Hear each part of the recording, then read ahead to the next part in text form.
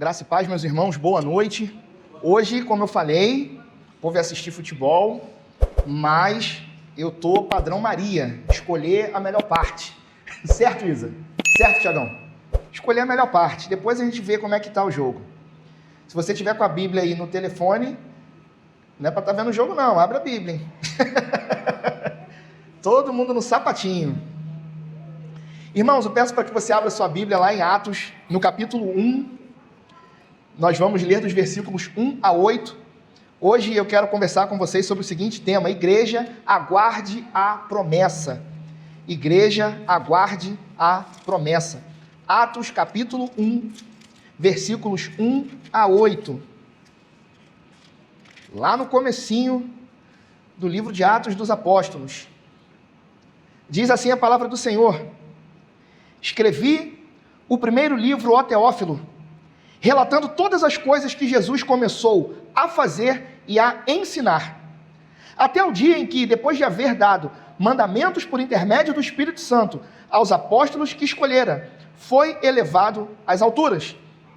A estes também, depois de ter padecido, se apresentou vivo, com muitas provas incontestáveis, aparecendo-lhes durante 40 dias, e falando das coisas concernentes ao reino de Deus. E, comendo com eles, determinou-lhes que não se ausentassem de Jerusalém, mas que esperassem a promessa do Pai, a qual, disse ele, de mim ouvistes. Porque João, na verdade, batizou com água, mas vós sereis batizados com o Espírito Santo, não muito depois destes dias. Então, os que estavam reunidos lhe perguntaram: Senhor, será este o tempo em que restaures o reino a Israel? Respondeu-lhes: Não vos compete conhecer tempos ou épocas que o Pai reservou pela sua exclusiva autoridade, mas recebereis poder ao descer sobre vós o Espírito Santo, e sereis minhas testemunhas, tanto em Jerusalém, como em toda a Judéia e Samaria e até aos confins da terra. Amém. Meus irmãos, Atos dos Apóstolos, excelente e maravilhoso livro, segundo volume de uma obra única, escrito por um homem chamado Lucas, um homem que era médico, companheiro de Paulo, provavelmente o único autor gentil do Novo Testamento. Primeiro ele escreve o seu evangelho, que é o Evangelho de Lucas, e depois ele escreve o livro de Atos. Ambos, curiosamente, endereçados a esse homem chamado Teófilo. Obrigado, Rosário. E a implicação do livro de Atos, meus irmãos, ela é notória. É a vida de Jesus continuando dentro das igrejas. E o contraste que Lucas apresenta aqui não é entre Jesus e a igreja, mas é entre os dois estágios de um mesmo ministério. O ministério terreno, que Jesus exerce de forma pessoal e pública. E depois o ministério celestial, que ele passa a exercer pelo Espírito, por intermédio dos seus apóstolos. E o que separa esses dois estágios é a ascensão de Jesus. Porque Jesus, ele sobe e o Espírito Santo desce. A ascensão de Jesus, ela fecha o livro de Lucas e abre o livro de Atos. Ela encerra o ministério terreno de Jesus e agora começa a inaugurar o seu ministério celestial. E diante daquilo que a gente leu, é importante a gente entender o que estava acontecendo aqui. Esses homens estavam entre os 40 dias da ressurreição e a ascensão de Jesus. Isso acontece lá em Jerusalém, onde ele foi crucificado. E aqui era mais ou menos entre o ano 30 e 33, poucos dias antes do dia de Pentecostes. Um pequeno grupo de homens comuns, que anteriormente tinham fugido apavorados por causa da perseguição, depois que Cristo foi crucificado. Só que é para esses, que anteriormente fugiram, que agora vai ser confiada a maior missão da história. Então você para, meu irmão, e pensa comigo no seguinte: imagina que você ficou ali apenas 40 dias com o Cristo ressurreto, antes dele te fazer um pedido. Aí você pensa assim: eu fiquei com Jesus durante 3 anos, crucificaram Jesus, ele volta e ele vai dizer para mim o seguinte: olha, agora vamos tocar o terror, vamos se vingar desse povo que me crucificou. Só que não é isso que acontece. A ordem de Jesus para esses homens é algo que me surpreendeu quando eu li isso aqui. Porque a ordem de Jesus não é vão, a ordem dele é esperem. E quando os discípulos finalmente perguntam sobre o futuro, porque a pergunta deles é agora que Israel é restaurado? Jesus desmonta aqueles homens, porque aquilo que eles estavam julgando urgente, redefine o que significa ser a sua igreja. E isso, meus irmãos, se aplica a mim e a você. Isso se aplica a esse tempo, porque a gente corre, infelizmente, o mesmo risco, o risco de confundir agitação com obediência, o risco de correr na frente de Deus, ao invés de confiar nele, o risco da gente carregar a nossa própria agenda de restauração. Então é muito importante que você preste atenção na exposição desse texto, porque ele tem muitas lições importantes para mim e para você nessa noite. Começando pelos versículos 1 e 2, Lucas escreve assim: escrevi o primeiro livro, ó Teófilo, relatando todas as coisas que Jesus começou a fazer e a ensinar, até o dia em que, depois de haver dado mandamentos, por intermédio do Espírito Santo, aos apóstolos que escolhera, foi elevado às alturas. Meus irmãos, a primeira lição que a gente precisa entender aqui é que a ressurreição de Cristo é uma realidade. É algo incontestável. Mas o que me chama a atenção aqui é que Lucas, no livro de Atos, nos mostra o comprometimento tanto de Jesus quanto da igreja. Por quê? Repara comigo no versículo 1, a ordem das ações de Jesus, relatando todas as coisas que Jesus começou a fazer e a ensinar. Meus irmãos, Jesus primeiro fez, depois ele falou. Ele não falou e depois começou a fazer. O que eu aprendo com isso? As palavras de Jesus foram autenticadas pelas suas obras. Jesus praticou aquilo que ele pregou. Meu irmão, entenda, foi uma pregação não somente aos ouvidos, mas foi uma pregação também para os olhos. Aquelas pessoas não ouviram só discurso, elas também viram as obras que Jesus fez. Agora percebam que Jesus, antes de encerrar o seu ministério pessoal na terra, ele toma uma providência para que essa obra continue na terra, por meio dos apóstolos, mas a partir do céu, por meio do Espírito Santo. E aí o que me chama a atenção? É que esse chamado que eles receberiam ia exigir deles também preparo. E esse percurso de preparo deles se dá em 4 estágios. Primeiro, Jesus os escolhe. Segundo, Jesus se revela a eles. Terceiro, Jesus os comissiona. E por último, Jesus os reveste de poder. Então perceba o seguinte: se nós entendemos que Jesus ainda opera em nós e por meio de nós, é muito importante que a gente guarde isso. Sabe por quê, meu irmão? Porque se o Espírito Santo opera ainda hoje, significa que eu e você não servimos a uma lembrança. Isso significa, meu irmão, que a igreja não é um museu que preserva as relíquias de um fundador morto. Não, não e não. O dono da igreja está vivo e age por meio de nós. Cristo não morreu, meu irmão. Então entenda uma coisa: o ministério que Deus colocou nas tuas mãos não pode se tornar um projeto religioso, mas é a obra que Cristo continua fazendo através de você. Então não veja o teu ministério como um projeto de religião que você exerce, mas entenda que o teu ministério é algo que Cristo continua operando através da tua vida. E o que me chama a atenção? É que Ele escolhe gente comum, como eu e você, para fazer esse tipo de trabalho. E a ordem dos apóstolos, meu irmão, não mudou.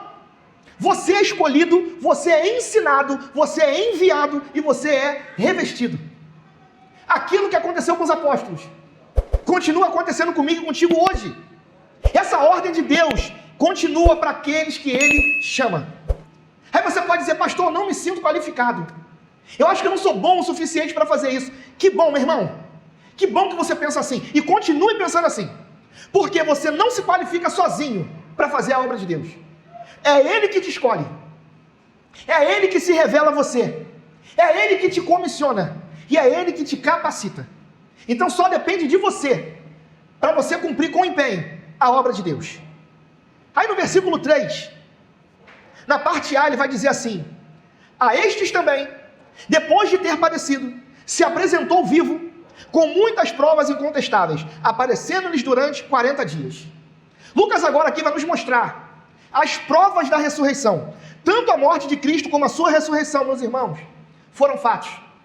Ele padeceu numa cruz, mas depois ele volta e se apresenta vivo, com muitas provas incontestáveis. E a palavra de Lucas aqui ela é muito enfática. A ressurreição de Cristo é uma evidência que foi demonstrada. É algo que eles poderiam não só conferir, mas eles também poderiam provar. Então a ressurreição de Jesus, meu irmão, não é um boato, mas é um fato histórico irrefutável. E a gente sabe que até hoje, os céticos tentam negar essa verdade central da minha e da sua fé. Mas a verdade irrefutável, meu irmão, é que Jesus ressuscitou. Então entenda, nós não adoramos um Cristo morto que esteve vivo.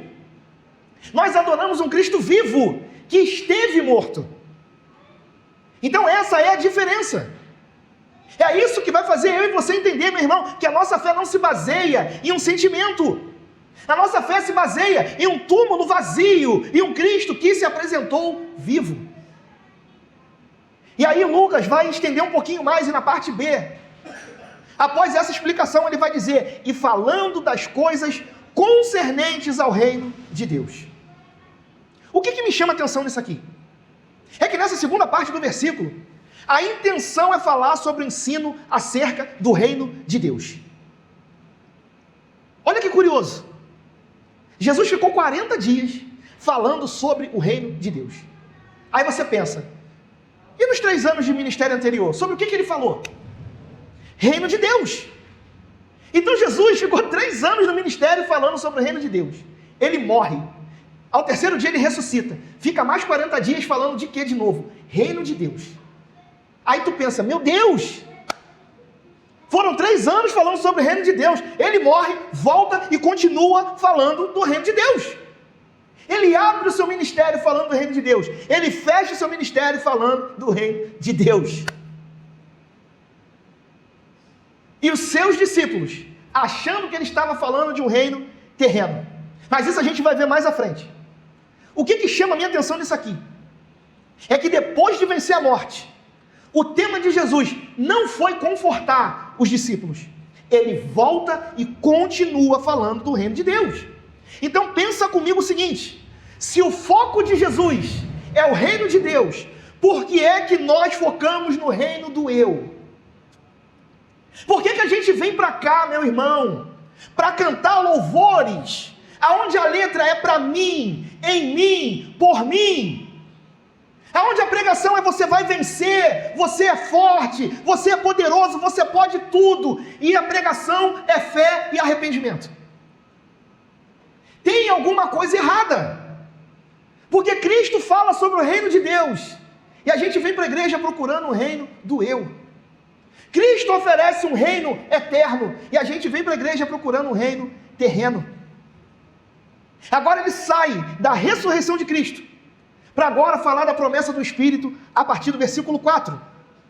Só que aqui tem uma ordem que a gente não pode perder. A descida do Espírito Santo estava condicionada à subida de Cristo. Para o Espírito Santo ser derramado, o Filho precisava ser glorificado. E aí a gente aprende 4 verdades aqui. Versículo 4 ele vai dizer assim, e comendo com eles, determinou-lhes que não se ausentassem de Jerusalém, mas que esperassem a promessa do Pai, a qual disse ele, de mim ouvistes. Primeira verdade que a gente aprende aqui, meus irmãos, a promessa de Deus. É o Pai que prometeu o Espírito e a igreja deveria esperá-lo. Era uma promessa que Joel já tinha profetizado lá em Joel 2. Mas observe o formato dessa espera. Primeiro, uma espera de obediência irrestrita.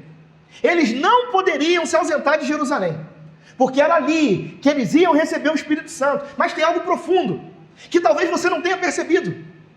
Foi lá em Jerusalém que Jesus foi crucificado. Então o mesmo lugar de fracasso, agora se tornaria um lugar de vitória. A mesma cidade aonde Jesus foi humilhado, agora é a mesma cidade onde ele seria exaltado. Meus irmãos, o palco da crucificação, agora no cenário do derramamento do Espírito. Segundo, uma espera de perseverança inabalável. Eles deveriam aguardar até que do alto fossem revestidos de poder. Terceiro, uma espera de expectativa triunfante. Eles receberiam de fato o revestimento.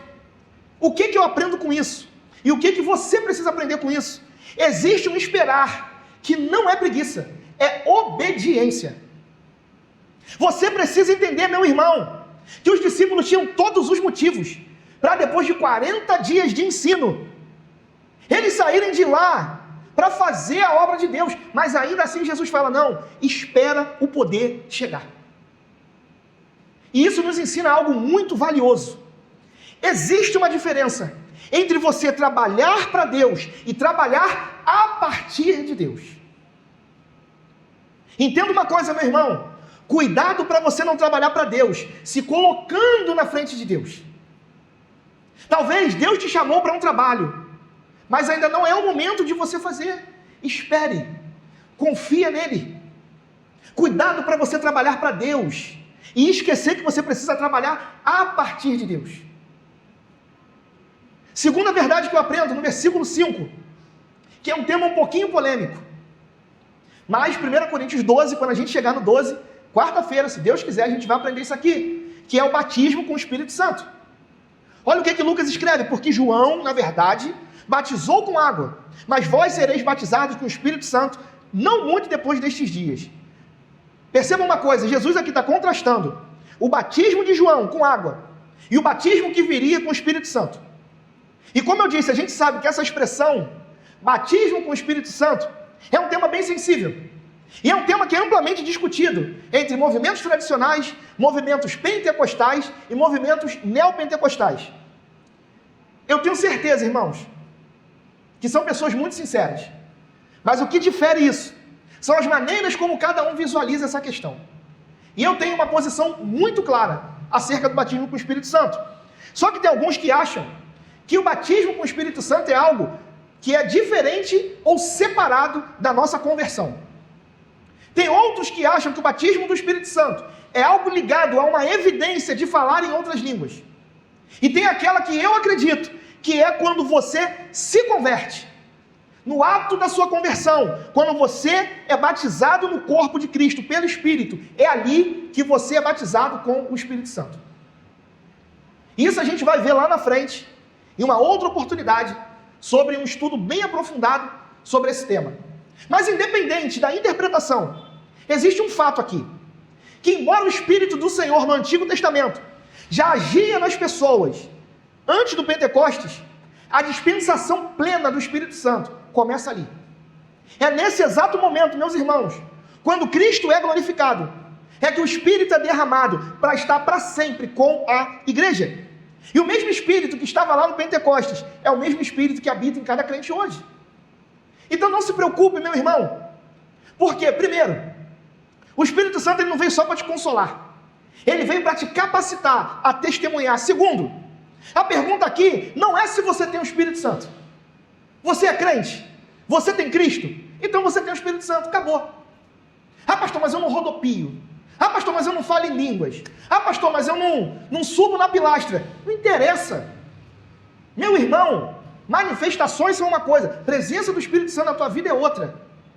Quer ser cheio do Espírito Santo? Foca no fruto do Espírito. É aquela tangerina com 9 gomos. Se você tem os 9 gominhos ali do fruto do Espírito, você é cheio do Espírito Santo. É simples assim.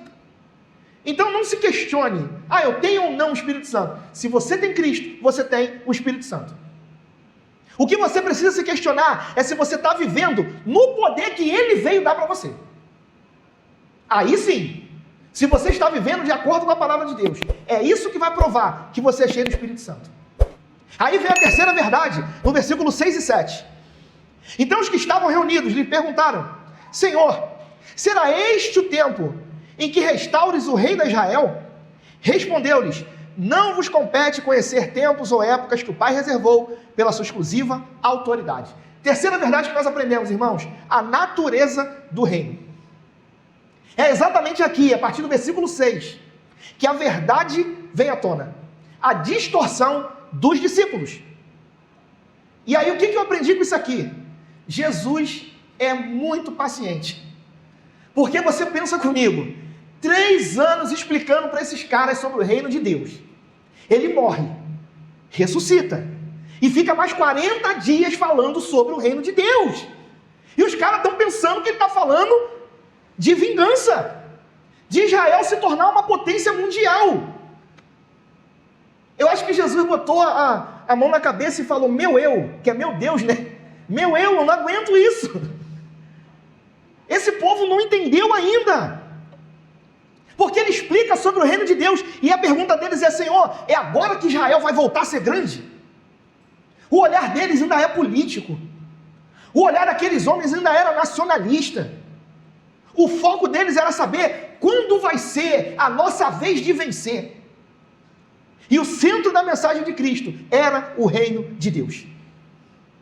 E os discípulos preocupados com outro reino. Um reino em termos políticos. Mas o que eu acho legal é que Jesus corrige eles com a maior gentileza. Não vos compete conhecer tempos ou épocas que o Pai reservou pela sua exclusiva autoridade. Ou seja, quem manda é Deus. Vocês não precisam se preocupar com isso não. É mais ou menos isso que Jesus está dizendo ali. Ele está mostrando ali o seguinte: o reino é espiritual quanto ao caráter. Ele é internacional quanto aos membros. E ele é gradual quanto à expansão. Então a gente percebe 3 erros dos discípulos ali. Primeiro, eles estavam pensando que o reino era terreno em vez de espiritual. Irmãos, reino de Deus não é um conceito territorial. O trono de Deus é estabelecido no coração das pessoas, não nas embaixadas, não nos governos. O que eu quero dizer? Aonde você vê um escravo do pecado sendo liberto, aonde um súdito do reino das trevas é transportado para o reino da luz, ali se estabelece o reino de Deus. É aí que você vê o reino de Deus. Quando você vê aquele improvável, que ninguém dava nada, se convertendo e sendo um instrumento poderoso nas mãos do Senhor. É ali que o reino de Deus se manifesta. Não é pela igreja, não é pela quantidade de gente. É na simplicidade do Evangelho que Deus manifesta o seu reino. Então entendam, o reino de Deus, meu irmão, não é implantado por guerras, mas é pela ação transformadora do Espírito Santo. Segundo, eles estavam pensando que o reino era regional, mas o reino de Deus é internacional. Irmãos, o reino de Deus não tem fronteiras, o reino de Deus não tem geografia. Os discípulos não tinham que se limitar a Israel, mas irem até os confins da terra. Não era alcançar somente os judeus, mas era alcançar também os gentios. Entenda, meu irmão, o reino de Deus abrange todos os povos, todas as línguas e todas as culturas. O terceiro erro deles, eles pensavam que o reino era estático, em vez de gradual. E o reino de Deus, meu irmão, é como uma semente de mostarda, pequenininha, mas que vai crescendo. Não se estabelece, meu irmão, com aparência visível. Não se estabelece com espetáculo. O reino de Deus, ele vai ampliando horizontes, na medida em que corações vão se rendendo ao Salvador. Então entenda uma coisa, Jesus aqui está respondendo diretamente a pergunta sobre o tempo. Não vos compete conhecer tempos ou épocas. Ou seja, sabe qual é o nosso erro? A gente quer controlar o tempo que não pertence a nós, pertence a Deus. Esse é o grande problema, meu irmão. Acontece uma tragédia, o que a gente fala? Quando que Jesus vai voltar? Eu não aguento mais. Ah, meu Deus, tantas pessoas morrendo assassinadas. Jesus, volta logo. Aí acontece uma pandemia. Ah, Senhor, quando que esse sofrimento vai acabar? O Senhor tem que voltar. Quantos sinais faltam para a vinda de Jesus? Falta quantas profecias se cumprirem? Ah, meu Deus, eu preciso ir numa igreja do profeta da revelação, para ele revelar quanto tempo falta para Jesus voltar. E sabe qual é o problema disso? A gente perde tempo especulando o futuro, ao invés de agirmos no presente. Entenda uma coisa, meu irmão, a sequência é essa aqui, ó. Jesus voltou aos céus, o Espírito Santo desceu, a igreja sai para testemunhar, e ele voltará para buscar a sua igreja.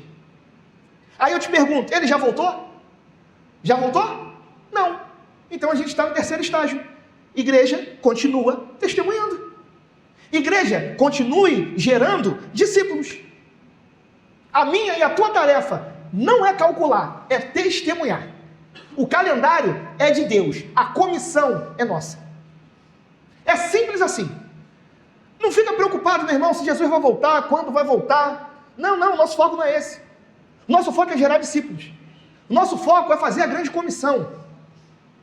Deixa que Deus sabe. Deixa eu te dar uma má notícia. Nem Jesus sabe o dia que ele vai voltar. Imagina a gente querer descobrir. Às vezes Jesus vai estar lá de boa, Deus vai falar, filho, desce. Pô, peraí. Não, vai. Traz o povo. Vai ser assim, meu irmão. Então não seja um fofoqueiro celestial querendo saber quando ele vai descer, não. Que é só Deus que sabe. Nem Jesus sabe. Então vai testemunhando, vai ganhando outras vidas para morar contigo na glória. Se preocupa quando ele vai voltar, não. O calendário está lá em cima. Tu quer ir lá ver? Agora? Tem um jeito. Mas não vou falar, para não escandalizar. Só se tu partir. Eu não quero que você vá, eu também não quero ir agora. Então vamos testemunhando enquanto isso. Vamos fazendo a obra de Deus. Guarda isso, meu irmão. O calendário é dele. A nossa missão é ganhar vidas. É gerar discípulos. E aí para isso eu finalizo aqui. Vem o versículo 8. Que é o revestimento de poder. Essa é a quarta e última verdade. Mas recebereis poder ao descer sobre vós o Espírito Santo. E sereis minhas testemunhas, tanto em Jerusalém como em toda a Judéia e Samaria e até aos confins da terra. Esse versículo é o coração desse texto. E cada palavra ali pesa.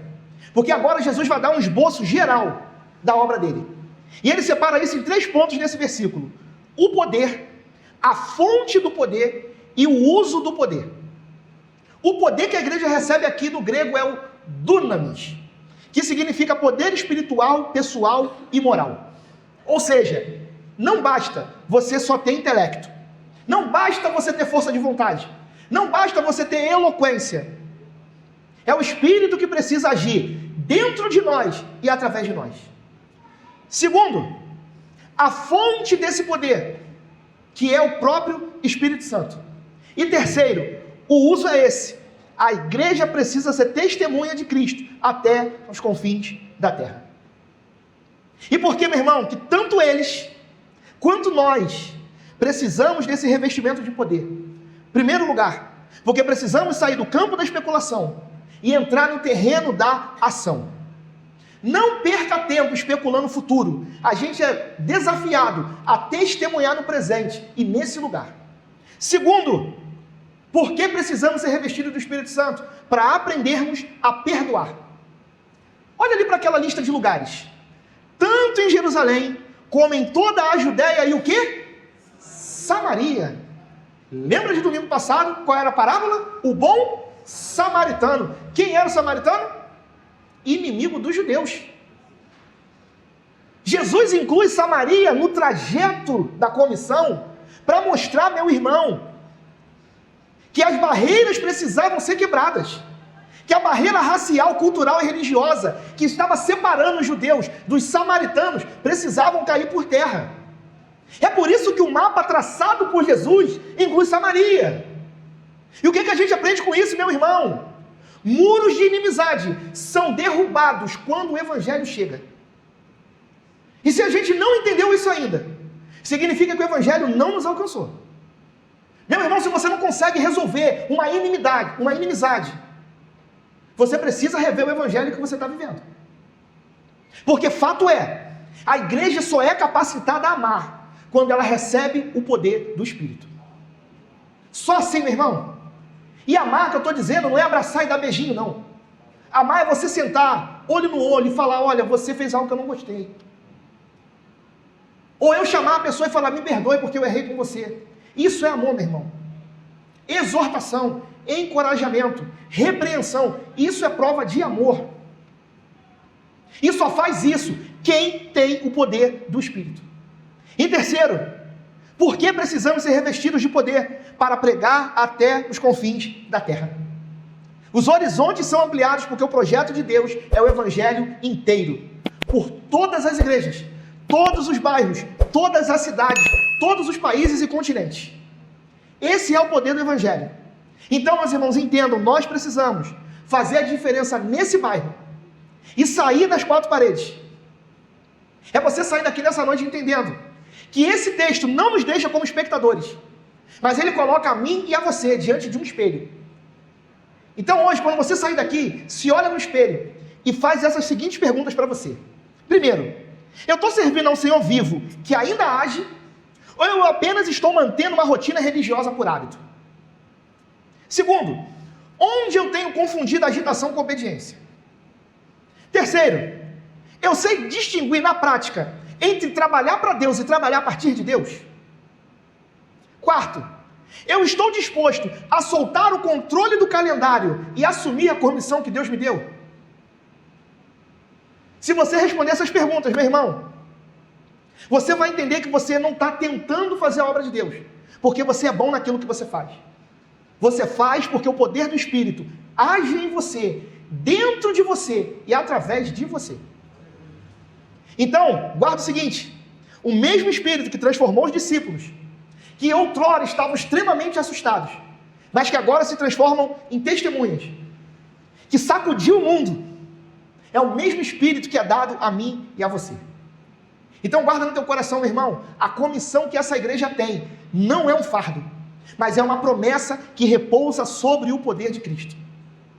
Cristo foi, e o Espírito Santo veio, e ele reveste a mim e a você, antes de nos enviar, e nos envia até os confins da terra.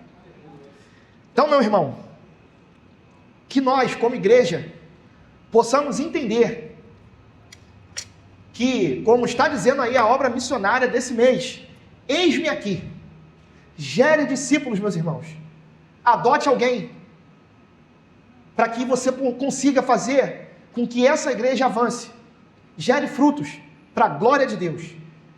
E é para isso que Jesus foi, e o Espírito Santo veio, e Ele está nesse lugar. Ele habita em mim, habita em você. E é Ele que vai nos capacitar a continuar fazendo essa obra missionária nesse lugar. Amém?